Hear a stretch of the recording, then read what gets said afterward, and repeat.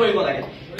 ভোজপুৰী ছাত্ৰ কিয় নহ'ব নচলিব। আৰু ভোজপুৰী ছাত্ৰ লাগিলে বুলেট লৈ ইয়াত ফুট লগাই যিটো গতিত ৰাস্তাত যায়, মই নিজেই স্কুটি চলাই আছো, তেতিয়াহ'লে বুলেট চলাব পৰা হ'লে ষ্টুপিড ইয়াত নহ'ব, ইয়াত নহ'ব।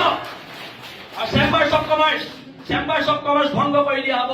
ইয়াত খিলঞ্জীয়া মানুহ চেম্বাৰ্ছ অফ কমাৰ্চৰ সভাপতি সম্পাদক হ'ব। কৰ ৰাজস্থানৰ মানুহ ইয়াত আহি চেম্বাৰ্ছ অফ কমাৰ্চৰ সভাপতি সম্পাদক হ'ব লাগে।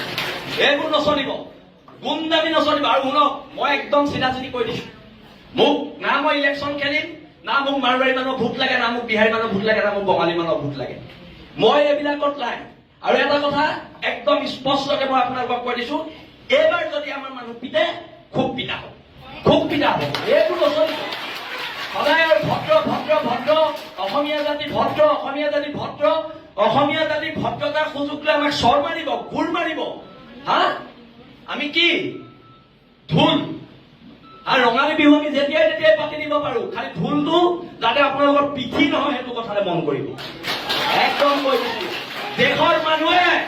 দেশৰ মানুহে গঢ়ি পিটি ল'ব জানে হেংদাং বৰটোপ ঠাল তৰোৱাল আৰু ঠাল তৰোৱাল। আমি 600 বছৰীয়া গৌৰৱ উজ্জ্বল আহোম ৰাজত্বৰ মানুহ হয়। আমাৰ যুদ্ধ কৰিবলৈ শিকাই যোৱা আহোম স্বৰ্গদেউসকলৰ আদৰ্শত বিশ্বাসী আমি মানুহ হয়।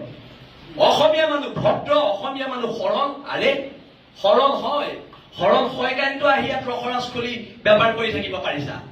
সৰল হয় কাৰণেতো অপ্সৰা খুলি বেপাৰ কৰি থাকিব পাৰিছা। আমি সৰল হয় কাৰণে তোমালোকে বেপাৰ কৰি কোটি কোটি টকাৰ মালিক হ'ব পাৰিছা। কিন্তু যদি খং উঠে, মগজটো ঘূৰে, ৰাজস্থানো নেপাবি, বিহাৰো নেপাবি, এচা পিটন দিয়া হ'ব। একদম আজি কৈ দিয়া। আৰু যিকেইজন ব্যৱসায়ী নাহিলে সিদ্ধান্ত লোৱা হওক, কাইলৈ বাহিৰৰ দোকান বন্ধ। বসন্ত গগৈ ডাঙৰীয়া, মই আপোনাক অনুৰোধ জনাইছো, আপোনালোকে মোৰ বসন্ত গগৈৰ মাজত কেতিয়াবা কাজিয়া হয়, কিন্তু কাইলৈ বসন্ত গগৈ কোনোবা অনে অসমীয়া মানুহে হাত দিলে শৃংখল চলিয়া ঘৰত সোমাই বহি নাথাকে। আৰু দাদা, আপুনি ৰাজহুৱা কৰক, কালি কোন 3জন বদন আপোনাৰ ঘৰলৈ গৈছিলে? আপুনি ৰাজহুৱা কৰক, 3জন বদন কোন গৈছিলে? এই বদন কেইটা গাড়ীত কাণত ভৰাব লাগিব। আপুনি আজি ৰাজহুৱা কৰি যাব লাগিব, কোন 3জন বদন আপোনাৰ ঘৰলৈ কালি ৰাতি পইচাৰ ঘোষ দিবলৈ গৈছিলে। আৰু এটা কথা, ভোজপুৰী সংগঠন বন্ধ। আৰু ইয়াত কিহৰ মাৰোৱাৰী যুৱ মঞ্চ? অসমীয়া যুৱ মঞ্চ আছে, চব জইন কৰা। ইয়াত মাৰোৱাৰী যুৱ মঞ্চ নহ'ব। এতিয়াৰ পৰা একো নহ'ব। বহুত সহ্য কৰিলো। চব মাৰোৱাৰী যুৱ মঞ্চৰ নাম মাৰোৱাৰী সমাজে নিজে গৈ পেলাই মোহাৰিব লাগিব কলা ৰং লৈ। সেইটো প্ৰস্তাৱ লোৱা হওক। ভোজপুৰী ছাত্ৰ সন্থাৰ নাম কলা ৰং লৈ ভোজপুৰী ছাত্ৰ সন্থাই য'ত লিখা আছে চব মোহাৰিব লাগিব। সেইটো প্ৰস্তাৱ লওক। একদম হয় নে ৰাইজ? আমি ইয়াৰ ভূমিপুত্ৰ মানুহ, তহঁতৰ চৰবোৰ খাবলৈ আমি ইয়াত জীয়াই থকা নাই।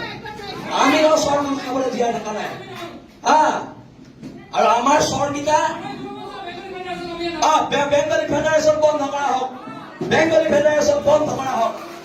এইবোৰ অসমত নচলিব, উজনি অসমত এইবোৰ চলিব দিয়া নহ'ব। এইখিনিকে কলো। মই কথাবোৰ কলে বিতৰ্ক হয়, মই কথাবোৰ কলে মোক গুণ্ডা বুলি কয়। কিন্তু যদি মই আকৌ কৈছো, যদি আমি গুণ্ডা হয়, মোৰ নিচিনা গুণ্ডাৰ সমাজত প্ৰয়োজন আছে।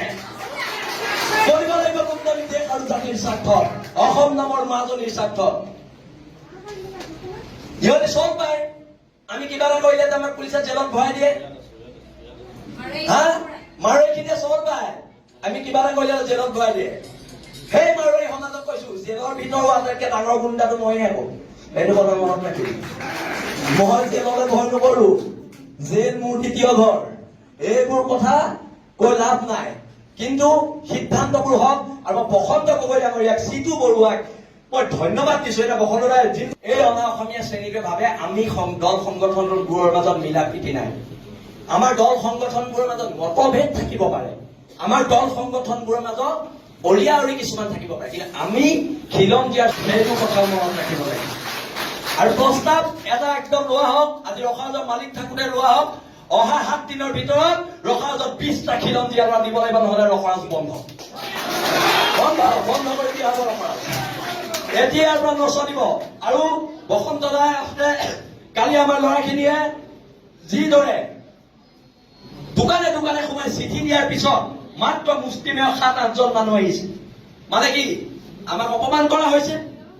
হা, আমাৰ খিলঞ্জীয়া মানুহখিনিক অপমান কৰা হৈছে, তাই আহোম ছাত্ৰ সন্থাক অপমান কৰা হৈছে, বীৰ লাচিতাক অপমান কৰা হৈছে, জাতীয় সংগ্ৰামী সেনাক, অসমীয়া যুৱ মঞ্চক, উজনি অসম মুছলিম কল্যাণ পৰিষদ, আহোম জাতীয় গণমঞ্চ, অনুসূচিত জাতি ছাত্ৰ সন্থা, চবকে অপমান কৰা হৈছে। হা, কথা টকাৰ জোৰত যি ইচ্ছা তাকে কৰিবি। এইবাৰ পৰা নহব, সংগ্ৰাম হব। আৰু এটা কথা, যদি শিৱসাগৰ জ্বলে গোটেই অসম জ্বলিব, সেইটো লিখি ৰাখক। আমি শিৱসাগৰ এইখিনিকে কলো, মোৰ চমু বক্তব্য সামৰণি